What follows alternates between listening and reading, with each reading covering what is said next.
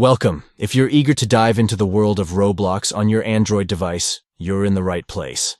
Today, we're going to walk you through the updated steps to sign into your Roblox account seamlessly. Let's get started. First, open the Roblox app.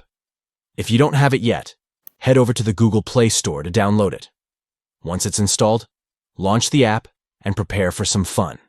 Next, you'll see the main screen. Look for the Login button and give it a tap.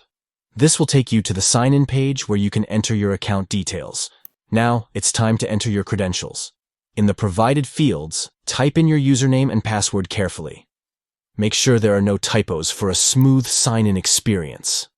Finally, after you've filled in your details, tap the Login button to access your account. Voila!